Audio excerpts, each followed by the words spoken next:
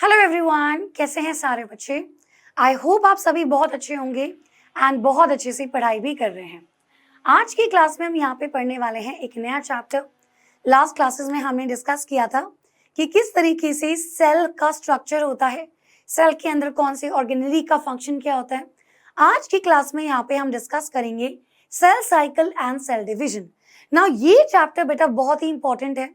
ये एक ऐसा चैप्टर है कि अगर तुमने इसको नहीं समझा तो पूरी तुम्हारी क्लास 11th और 12th खराब हो सकती है, क्योंकि हमेशा मैंने देखा है नीट के स्टूडेंट्स को पढ़ाया है, 12th के स्टूडेंट्स को पढ़ाया है, चाहे मैं शुरू में पढ़ा रही हूँ या एंड में पढ़ा रही हूँ साल के। मैंने एक चीज नोटिस करी है कि बच्चे जो होते हैं ना, मैम पूछते रहते हैं ma'am mitosis, ma'am meiosis, ma'am haploid diploid, मतलब इन सभी क्वेश्चंस का आंसर आपको इसी चैप्टर में मिलेगा। सो प्लीज पूरे चैप्टर को ध्यान से पढ़ेंगे और अच्छे से समझने की कोशिश करेंगे। मैं शिवांगी शर्मा आज आपको ये लेक्चर लेकर के आई हूँ। सो प्लीज यहाँ पे ध्यान से सुनिएगा। आज हम यहाँ पे पढ़ेंगे माइटोसिस। सो देखिए बेटा, cell cycle and cell division में काफी सारी चीजें हैं। This is a complete cell cycle. यहाँ पे आपको G1S बहुत कुछ दिख रहा है। क्या है ये, इसका मतलब क्या है, ये सभी चीजें मैं आपको समझाऊंगी। सो यहाँ पे मेरे पास the first thing that takes place is cell cycle. क्या है, क्यों आखिर होता है सेल डिवीजन, क्या सिग्निफिकेंस है, तो ये पहले करेंगे।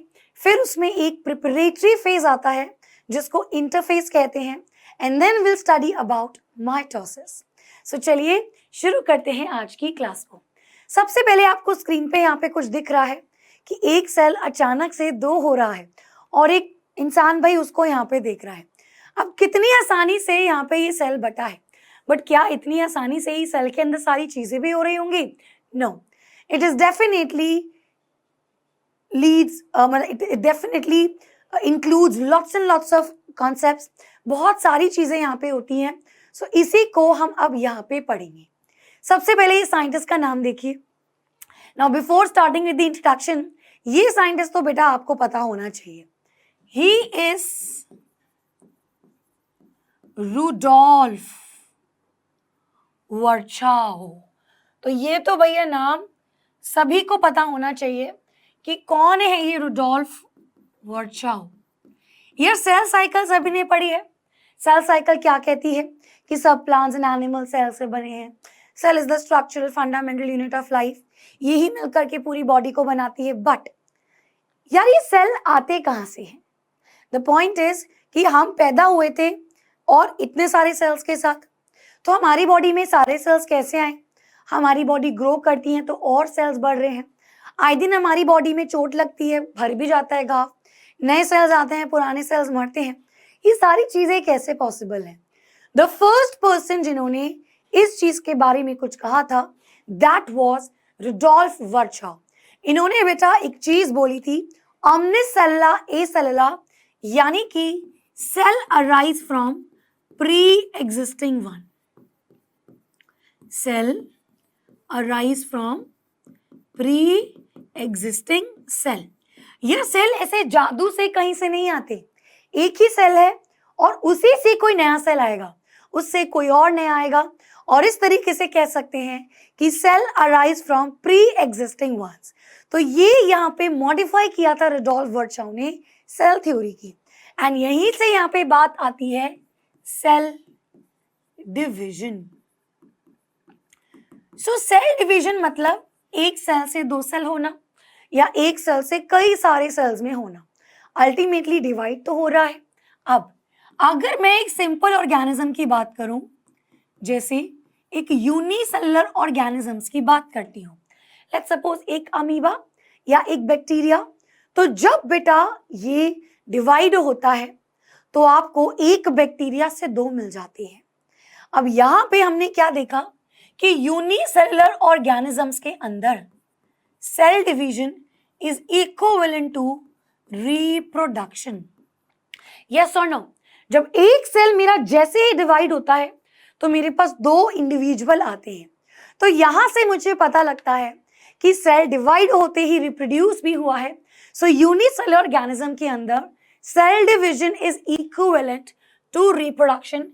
इस चीज को दोबारा से ठीक से लिख देती हूं।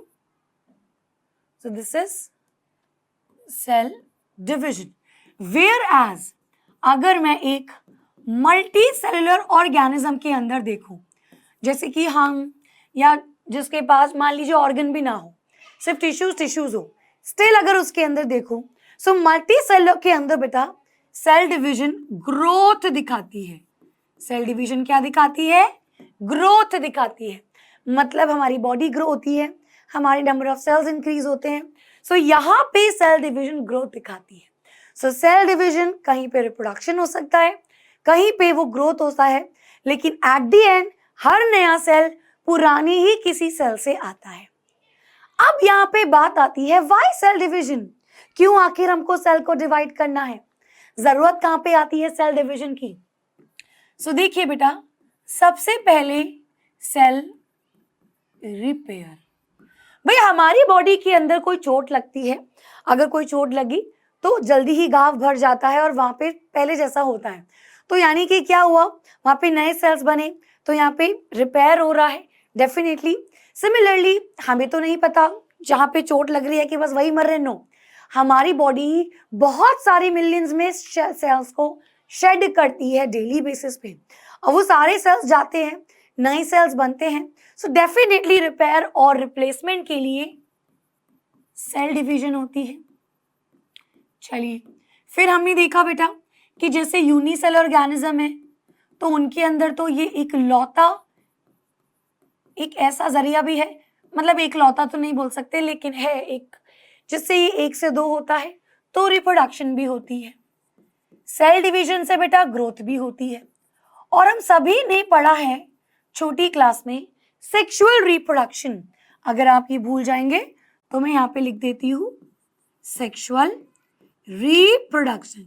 सेक्सुअल रिप्रोडक्शन में बच्चे एक प्रोसेस होता है जिसको कहते हैं गैमीट्स की फॉर्मेशन।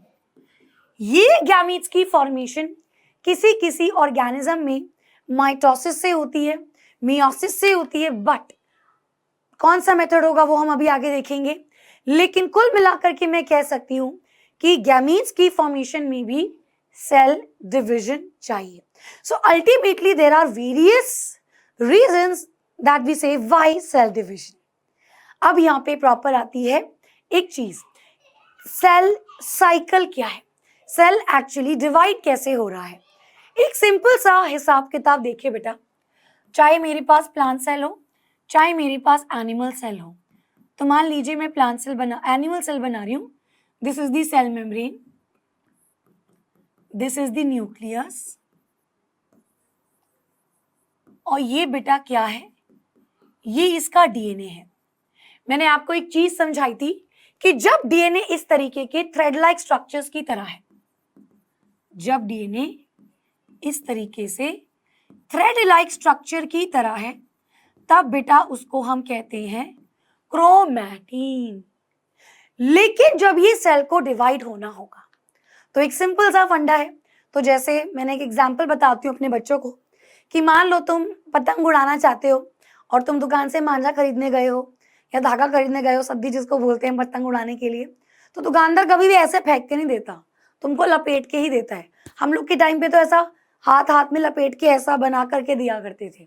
सो यार आपको अच्छे से पैक करके दिया जाता है ना, ऐसे ही तो वो लॉस्ट हो जाएगा, उलझ सकता है, खराब हो सकता है। सिमिलरली एक सेल को बेटा 2 सेल में बंटना है। अगर मेरा ये सेल अल्टीमेटली डिवाइड होगा 2 सेल में, तो पहले उसको 2 न्यूक्लियस भी डिवाइड करने पड़ेंगे, एंड देन जाकर के फाइनली ये 2 सेल में डिवाइड होने लगेगा। So 1 cell is this and 1 cell is this.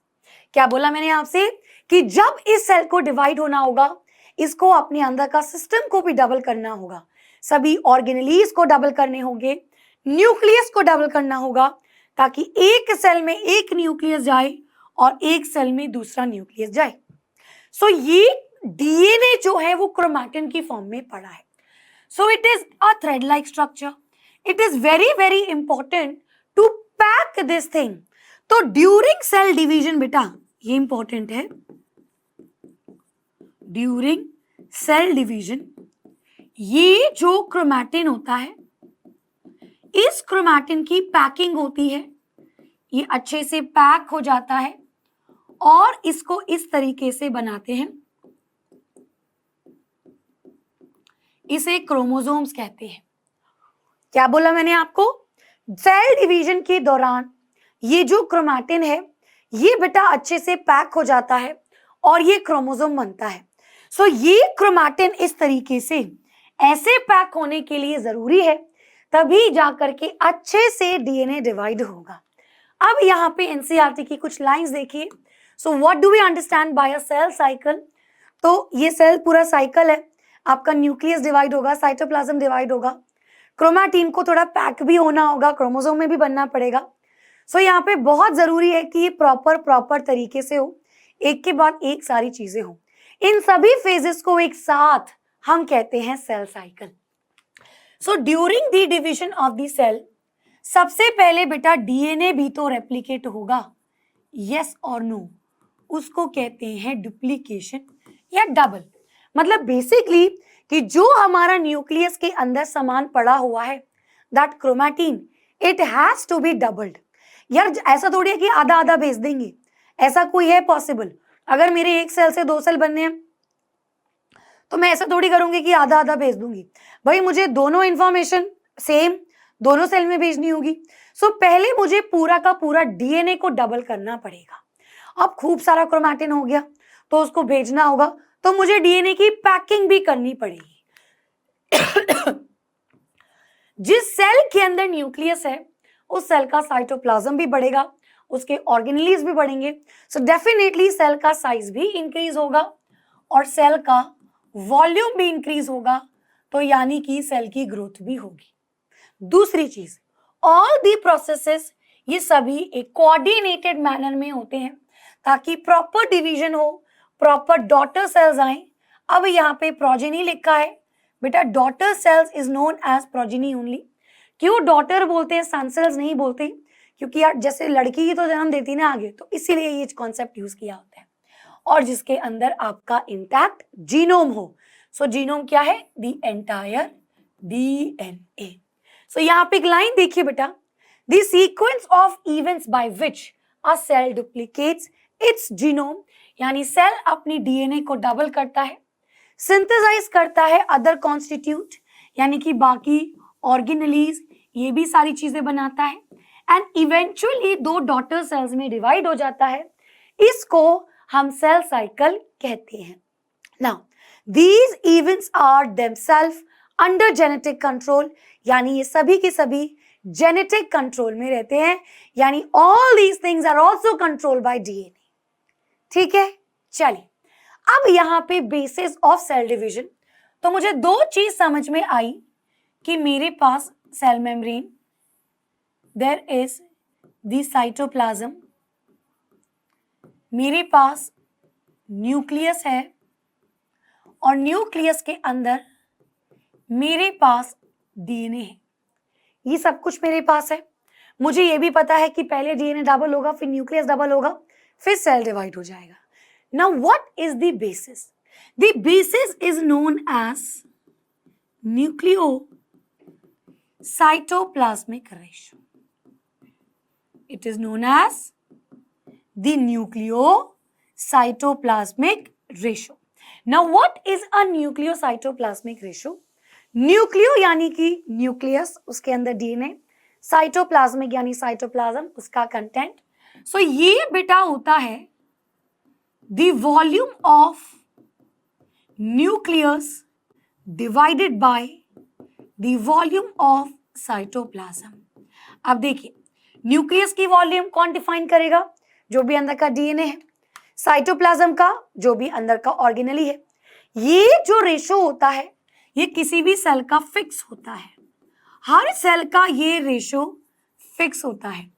अगर इस रेशो में कोई डिस्टरबेंस आई, किसी भी तरीके की डिस्टरबेंस आई, तब बेटा सेल डिवाइड करेगा ही करेगा। सिंपल सा समझो, मान लीजिए कि साइटोप्लाज्म है, उसके अंदर न्यूक्लियस डबल हो गया या डीएनए डबल हो रहा है, सो दैट मीन्स यहाँ पे इस रेशो का डिस्टरबेंस हो जाएगा। सो सेल क्या करेगा? उस टाइम अपने सेल डिवीजन को कंप्लीट कर लेगा। So please understand this thing कि सेल डिवीजन का बेसिस है, अगर मेरा न्यूक्लियस और साइटोप्लाज्म का रेशियो डिस्टर्ब होता है, the cell will definitely divide. चलिए अब यहां पे देखेंगे कि types of cell division. So there are 3 types of cell division बेटा। अब एक एक करके मैं आपको बताऊंगी, ठीक है, और उसको फिर हम डिटेल में भी पढ़ेंगे। एक होता है एमाइटोसिस, एक होता है माइटोसिस, और एक होता है मियोसिस। क्या बोला मैंने? एक होता है एमाइटोसिस, एक होता है माइटोसिस, और एक होता है मियोसिस। सबसे पहले माइटोसिस को देखिए बेटा। माइटोस, ये जो वर्ड आया है ना mitos, it means a thread like structure. It means a thread like structure. क्या क्या थ्रेड लाइक स्ट्रक्चर होता है?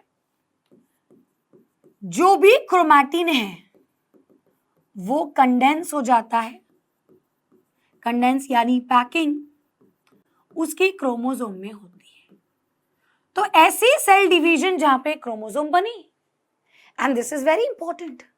मैंने आपको सेल साइकिल में जब एक चीज पढ़ाई थी बेटा, तो आपको क्लियरली मैंने क्या बताया था कि हमारे पास क्रोमैटिन है, वो कंडेंस होता है, कंडेंस होने के बाद वो क्रोमोसोम बनता है, और ये जो मेरे पास यहाँ पे क्रोमोसोम बना है, it is a thread like structure. दूसरी चीज बच्चे, इन क्रोमोसोम्स को अलग कौन करता है? सो इनको अलग करते हैं स्पिंडल फाइबर, इसको अलग करते हैं spindle fibre, which is made by the centrioles. तो यहाँ पे स्पिंडल फाइबर की भी प्रोडक्शन होती है। सो इस तरीके के थ्रेड लाइक स्ट्रक्चर जहां पे बनते हैं, उस टाइप की डिवीजन को माइटोस, माइटोस वर्ड वहीं से आया है। ये माइटोसिस बेटा सोमैटिक सेल्स में होती है। अब इसका मतलब देखेंगे, या नॉर्मल सेल्स में होती है, मतलब नॉर्मल सेल्स। जैसे कि अगर कोई सेल है और उसके अंदर मेरे 2 क्रोमोसोम है, तो ये बेटा सेल डिवाइड होगा 2 सेल में, और दोनों के पास 2-2 क्रोमोसोम ही होंगे। तो ये मेरे पास माइटोसिस होता है। Meiosis on the other hand, ये थोड़ा सा अलग होता है। ये उस सेल में होगा, मान लीजिए कि अगर मेरे पास 2 क्रोमोसोम है, तो यहां पे मैं 4 डॉटर सेल्स बनाऊंगी। मुझे यहाँ पे 4 डॉटर सेल्स मिलेंगे, सभी में एक एक क्रोमोसोम होगा, इन सभी सेल्स में एक एक क्रोमोसोम होगा। सो मियोसिस बेटा उन सेल्स में होती है जहां पे गैमीट बनाती हैं। अभी मैं आपको बताऊंगी, गैमीट फॉर्मिंग सेल्स में जहां पे क्रोमोसोम को आधा करना होता है, वहां पे भी स्पिंडल फाइबर्स होंगे, वहां पे भी आपके पास क्रोमोसोम बनेंगे। डिफरेंस क्या है बच्चे? ये यहां पे आपके पास क्या हो रहा है, there is a chromosome equal, और वहां पे आपके पास क्रोमोसोम हाफ हो रहे हैं, डिवाइड हो रहे हैं, 2 से आधे हो जा रहे हैं। डॉटर सेल्स भी वहां पे 4 बन रहे हैं। This is the major difference between mitosis and meiosis. मैं यहाँ पे लिख भी देती हूँ, क्योंकि यहाँ पे क्रोमोसोम बराबर हैं, तो इसको हम कहते हैं इक्वेशनल डिवीजन, और क्योंकि वहां पे क्रोमोसोम आधे हो रहे हैं, तो इसको हम कहते हैं reductional division. Now we will see all these things in detail, but सबसे पहले व्हाट इज एमाइटोसिस? एमाइटोसिस थोड़ा सा अलग है, नाम से ही पता लग रहा है, ए माइटोस। तो बच्चे ए मतलब नहीं, तो यहां पे there is no thread like structure, किसी भी तरीके का यहां पे थ्रेड लाइक स्ट्रक्चर नहीं बनता। जैसे कि ना ही यहां पे कोई क्रोमोसोम बनता है, देयर इज नो क्रोमोसोम, ना ही बच्चे यहां पे कोई स्पिंडल बनता है। And this is very very important. ये जो स्पिंडल फाइबर्स होते हैं, ये क्रोमोसोम्स को मेक श्योर करते हैं कि ये बराबर बराबर डिवाइड हो। सो यहां पे चांसेस होता है of uneven distribution, chances of uneven DNA distribution. मान लीजिए एक सेल से 2 सेल बने, हो सकता है किसी एक में ज्यादा क्रोमैटिन चला गया, किसी दूसरे में कम क्रोमैटिन चला गया, सो ये चांसेस इसके अंदर हो सकते हैं। This is a mitosis. So यहाँ पे देखिए, अगर मैं बोलूं माइटोसिस एक सेल से 2 सेल बनना, लेकिन मियोसिस पहले 1 से 2 यहाँ पे आधे हो जाते हैं क्रोमोसोम, फिर इससे 2 और इससे 2, कुल मिलाकर के मेरे पास यहाँ पे 4 सेल्स होते हैं। पेरेंट सेल में अगर 46 क्रोमोसोम होंगे तो इन सबके पास आधे आधे 26 होंगे। नाउ अब इसको समझने के लिए थोड़ा सा और बताऊंगी। पहले यहाँ पे ए माइटोसिस देखिए। ए माइटोसिस कुछ नहीं होता, नॉर्मल सेल डिवीजन, किसी भी तरीके का यहाँ पे कोई थ्रेड लाइक स्ट्रक्चर नहीं बन रहा। और ये चीज बेटा किस में देखी जाती है, जैसे अमीबा में, बैक्टीरिया में, पैरामीशियम में या ओल्ड प्लांट सेल्स में, ये सारी चीजें देखी जाती, इस तरीके की डिवीजन देखने को मिलती है। Now let's understand mitosis and meiosis के बारे में थोड़ी सी। अब एक चीज मैंने बच्चे यहाँ पे आपको बोला कि ये माइटोसिस इस क्रोमोसोम नंबर को आधा कर देती है, वो मियोसिस यहाँ पे माइटोसिस क्रोमोसोम नंबर को सेम रख रही है, वो मियोसिस वहां पे क्रोमोसोम नंबर को आधा कर रही है। Now how it is taking place, ध्यान से सुनिएगा, बहुत इंपॉर्टेंट कॉन्सेप्ट है। मान लीजिए कि मेरे पास नॉर्मल सेल डिवीजन है। अब मेरे पास यहाँ पे सेल आए, सेल के बाद नए सेल्स आए, तो उन सेल्स में भी वैसा ही डीएनए होगा, उन सेल्स में भी सब कुछ वैसा ही होगा। तभी मैंने वहां पे लिखा था सोमैटिक सेल्स, क्योंकि वो एक्चुअली माइटोसिस हुई हैं, बिल्कुल वैसे ही सेल्स बने हैं। लेकिन अगर मैं यहाँ पे बात करती हूँ एक मम्मी की और एक पापा की, ठीक है, तो मम्मी के पास भी 46 क्रोमोसोम होते हैं, पापा के पास भी 46 क्रोमोसोम होते हैं। और हमारे ये क्रोमोसोम कैसे होते हैं बच्चे, ये हमारे इस तरीके के पेयर्स में होते हैं। So these are actually 23 pairs. Similarly पापा के पास भी इस तरीके के 23 पेयर होते हैं। ये हमने पढ़ा था ह्यूमन रिप्रोडक्शन में भी अच्छे से। अब मम्मी क्या करती है, मम्मी की बॉडी में एग बनता है, तो एग में होते हैं 23 क्रोमोसोम। पापा की बॉडी में स्पर्म बनता है, तो स्पर्म में अगेन होते हैं 23 क्रोमोसोम। जब ये दोनों फ्यूज करते हैं तब जाके इस तरीके की कंडीशन बनती है कि मम्मी का पहला क्रोमोसोम पापा के क्रोमोसोम के साथ, पापा का दूसरा मम्मी के दूसरे के साथ, सच दैट जो जाइगोट है फिर से उसके अंदर यहाँ पे 23 पेयर ऑफ क्रोमोसोम आ गया। अगर यहाँ पे इन क्रोमोसोम को आधा नहीं किया होता, 46 के 46 मतलब 23 पेयर विच इज 46, अगर 46 का ही स्पर्म बनता तो बेटा 46 प्लस 46 मतलब 92 क्रोमोसोम का बच्चा पैदा हुआ। और ऐसा नहीं हो सकता, इंसान का बच्चा इंसान ही होगा भाई।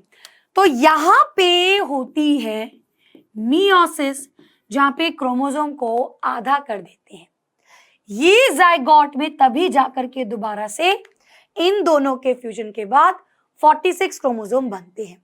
सो इसीलिए माइटोसिस को सोमैटिक सेल्स में होती है, नॉर्मल सेल्स में होती है, रिपेयर की कंडीशन में होती है, और यहाँ पे इक्वेशनल डिवीजन कहा जाता है। लेकिन अगर मियोसिस की बात करेंगे तो यहाँ पे आपका रिडक्शनल डिवीजन होता है। सो ये बेटा क्या होगा, अगर मेरे पास कोई डिप्लॉइड सेल है, तो डिप्लॉइड सेल का मतलब क्या होता है कि जो क्रोमोसोम है वो इस तरीके से पेयर में है बेटा, तो जो इसके डॉटर सेल्स होंगे वो कैसे होंगे, हैप्लॉइड होंगे, मतलब इसके क्रोमोसोम सिंगल होंगे। चलिए now look at this line, ये एनसीईआरटी की कुछ बहुत इंपॉर्टेंट लाइन है जिसको हमें अच्छे से समझना है। सबसे पहला, in animal mitotic division seen is only diploid cell. Animal के अंदर बेटा माइटोटिक डिवीजन केवल डिप्लॉइड सेल्स में होती है। हमारी बॉडी के सभी सेल्स डिप्लॉइड सेल्स हैं। केवल हमारी बॉडी में जब स्पर्म बनता है या एग बनता है वो हैप्लॉइड है, लेकिन जिन सेल्स ने उनको बनाया है वो भी डिप्लॉइड है। तो ये बेटा एनिमल के अंदर जो माइटोटिक डिवीजन होती है, it is seen only diploid somatic cells. लेकिन एग्जाम्पल, अगर मैं मेल हनी बी की बात करूं, यानी हम ड्रोन्स की बात करें, तो ड्रोन्स बेटा हैप्लॉइड ही होते हैं। ड्रोन्स जो होते हैं मेल हनी बी, ये हैप्लॉइड ही होते हैं। इनके पास 16 क्रोमोसोम होते हैं, पेयर में नहीं होते बेटा, इस तरीके के 16 होते हैं, तभी हैप्लॉइड है। अब इनकी बॉडी में जब स्पर्म बनेगा, जब ये स्पर्म्स बनेंगे, तो स्पर्म्स तो गैमीट है, गैमीट भी हैप्लॉइड होता है। सो एक बात बताओ बेटा, हैप्लॉइड से अगर मैं मियोसिस करूंगी तो ये तो n/2 हो गया, और ऐसा हो सकता है कि आधी इंफॉर्मेशन भेजी जाए। अगर किसी के पास डबल क्रोमोसोम है, यानी हर क्रोमोसोम की इंफॉर्मेशन 2-2 है, तो जब गैमीट बनेगा तो वो इंफॉर्मेशन आधी हो जाए। लेकिन अगर किसी के पास क्रोमोसोम ही सिंगल है, तो आप इसके डॉटर सेल्स में आधा क्रोमोसोम थोड़ी भेजोगे, इंफॉर्मेशन तो आप पूरी भेजोगे ना। सो अगर मेरा हैप्लॉइड सेल है और मुझे हैप्लॉइड गैमीट्स बनाने हैं, तब यहां पे माइटोसिस ही होगा। सिंपल सा फंडा है, हैप्लॉइड से हैप्लॉइड बन रहा है, यानी 16 क्रोमोसोम से स्पर्म भी 16 के, तो ये तो माइटोसिस से ही करनी पड़ेगी। सो ड्रोन्स के अंदर यहाँ पे ऐसा होता है, अदरवाइज सभी एनिमल्स में मियोसिस से रिडक्शन डिवीजन, रिप्रोडक्शन में, बाकी जो माइटोसिस है वो डिप्लॉइड ऑर्गेनिज्म में होती है। लेकिन प्लांट्स के अंदर इस तरीके की, जैसे ड्रोन्स में हो रही है, ऐसे कई सारे सेल्स में होती है। पॉलन ग्रेन के अंदर भी माइटोसिस से गैमीट बनता है, क्योंकि पॉलन ग्रेन खुद मियोसिस से बन चुका है, तो उसका क्रोमोसोम आधा हो चुका है, तो अब उसका अगर गैमीट बनेगा तो आधा नहीं कर पाएंगे। सो प्लांट्स के अंदर हैप्लॉइड और डिप्लॉइड दोनों में होता है। चलिए अब यहाँ पे अब हम पढ़ेंगे the various different phases of cell cycle. Cell cycle में कितने फेजेस होते हैं, क्या क्या चीजें होती हैं सेल साइकिल की। सो देखिए बेटा, अब यहाँ पे बनाएंगे एक बड़ा सा गोल चक्कर। अब यहाँ पे देखिए क्या क्या होगा। एक सेल साइकिल बेटा, it is that complete cycle, जितना सेल को लगता है डिवाइड होने में, जितना भी किसी सेल को पूरा कंप्लीट टाइम लग रहा है, that total time is actually the cell cycle. For example, अगर मैं एक ईस्ट की बात करूं तो उसको बेटा 90 आवर्स लगते हैं, 90 मिनट्स लगते हैं डिवाइड होने के। अगर मैं एक ह्यूमन की सेल की बात करूं, ह्यूमन सेल की बात करूं, तो उसको बच्चे 24 आवर्स लगते हैं डिवाइड होने के लिए। अगर मैं एक बैक्टीरिया, वो भी ई कोलाई बैक्टीरिया की बात करूं, तो उसको बच्चे 20 मिनट लगते हैं डिवाइड होने के लिए। सो हर किसी का एक टाइम ऑफ डिवीजन अलग अलग होता है। अब सेल साइकिल कुछ फेजेस में बटे हैं, तो यहाँ पे सबसे इंपॉर्टेंट आता है, what are the 2 phases of cell cycle is interphase and prophase and the M phase। देखिए बेटा, जैसे आप लोग एग्जाम की तैयारी कर रहे हो, तो हम पूरे साल एग्जाम की तैयारी करते हैं, फिर पेपर हमारा कब होता है, पेपर हमारा लास्ट में होता है। यार पेपर का वो 1 घंटा होता है, जब हमको बढ़िया तरीके से अपना पूरे माइंड को अच्छे से कंसंट्रेट करके हमको वहां पे टाइम बिताना पड़ता है। यस और no, it takes that 1 hour और 3 hours टू गिव एग्जाम, जो हमारे पूरे ईयर को डिसाइड करता है।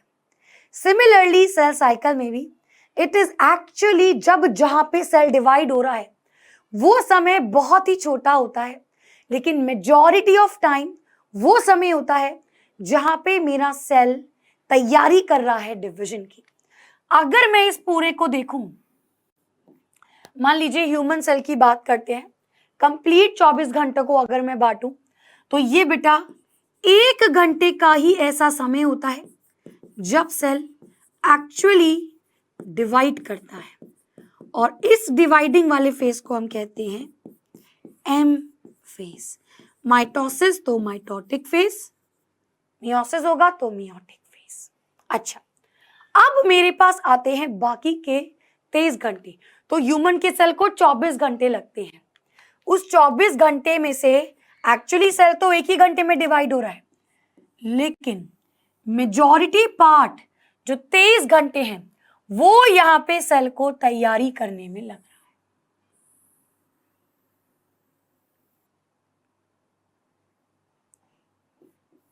ठीक है, ये जो मेरे 23 hours, it is actually the preparatory phase, जहां पे मेरा सेल तैयारी कर रहा है डिवीजन के लिए। जो जो उसको चाहिए होगा डिवाइड करने के लिए, जिस जिसकी रिक्वायरमेंट होगी, वो सभी रिक्वायरमेंट इस फेज में पूरी होगी, और इसको हम कहते हैं दी इंटरफेस।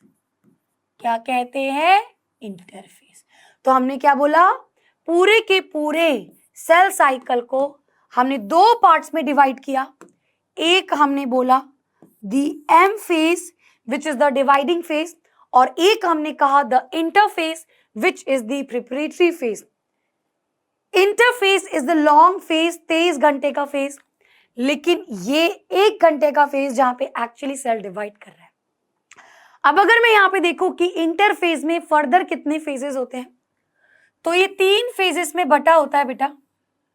एक होता है G1, जिसको हम ग्रोथ 1 या गैप 1 फेज भी कहते हैं। एक होता है S फेज, जिसको हम सिंथेसिस फेज कहते हैं, और एक होता है G2 फेज, जिसको हम गैप 2 या जिसको हम कहते हैं योर ग्रोथ 2 फेज। अब समय की अगर बात करूं तो जैसे मैंने बोला कि इस समय को 1 घंटा लग रहा है, अगर मैं 24 घंटे में देखूं तो ये पूरा कम से कम 11 घंटे लेता है, ये 8 घंटे और ये 4 घंटे। तो क्लियरली मुझे यहाँ पे पता लगता है कि मेरा जो G1 फेज है वो सबसे ज्यादा लॉन्गेस्ट फेज है। So now let's understand carefully. मेरे पास पूरी की पूरी सेल साइकिल 2 फेजेस में बटी है। एक फेज जो सबसे ज्यादा समय लेता है विच इज द इंटरफेस, और ये इंटरफेस में आपके पास G1, S और G2 फेज आएगा, जिसमें सबसे बड़ा G1 फेज होता है।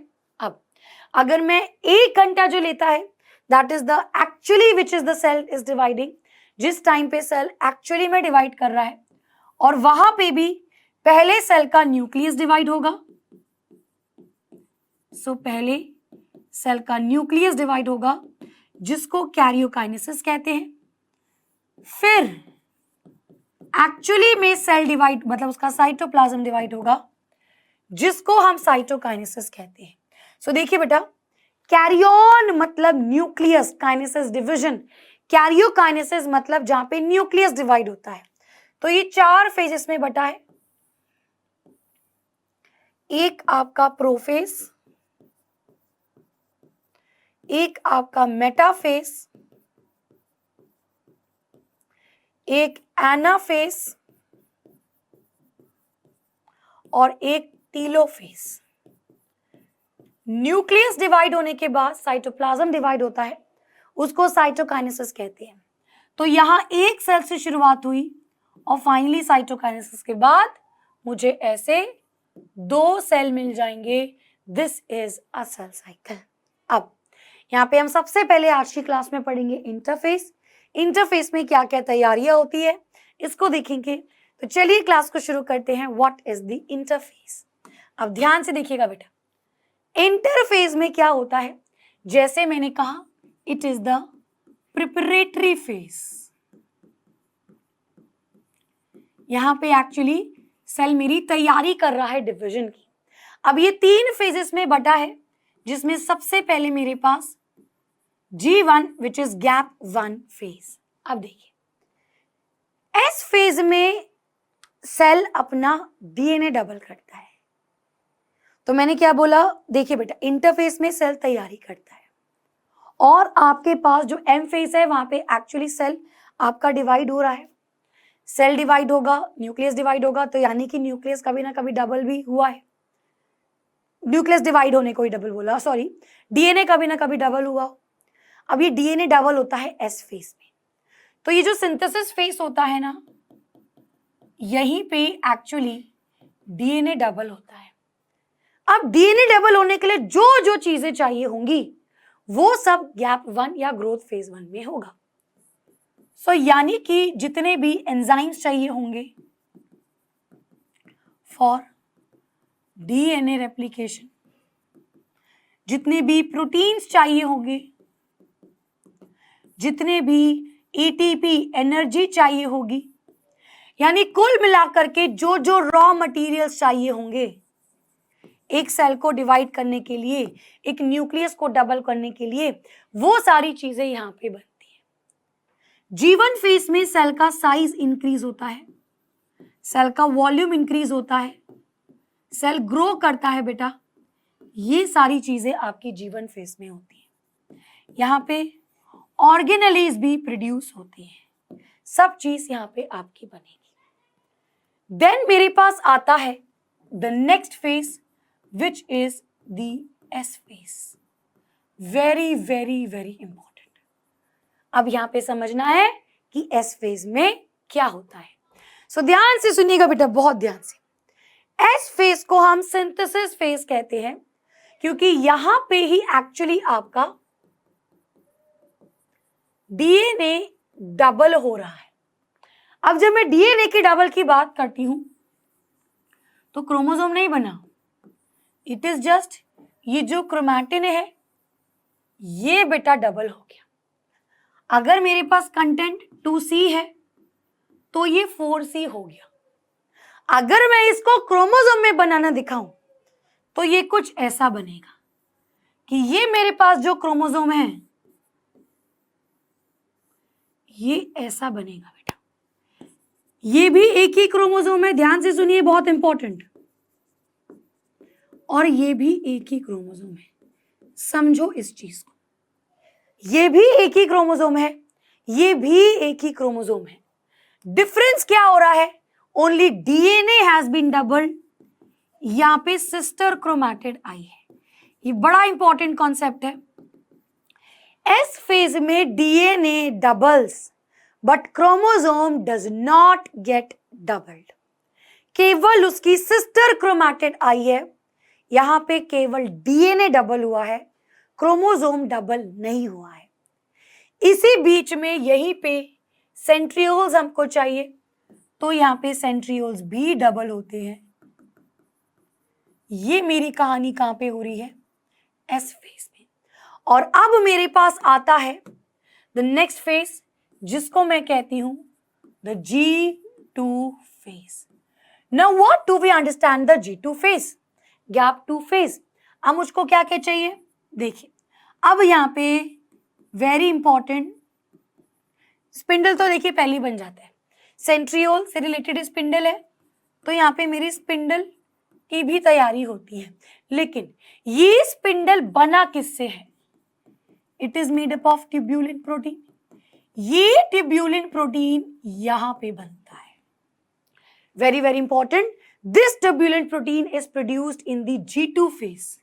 दूसरी चीज, यहां पे भी बहुत सारे प्रोटीन्स बनते हैं, इसके अलावा यहाँ पे सेल ऑर्गेनेलीज भी बनते हैं। सो ये मेरी यहाँ पे कहानी होती है आपकी G2 फेज की।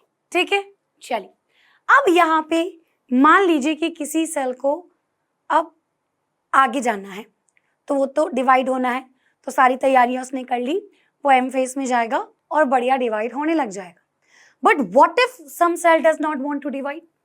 मतलब जैसे कि आपके कुछ मसल सेल्स होते हैं, there are certain heart cells, ये बेटा डिवाइड नहीं होना चाहते।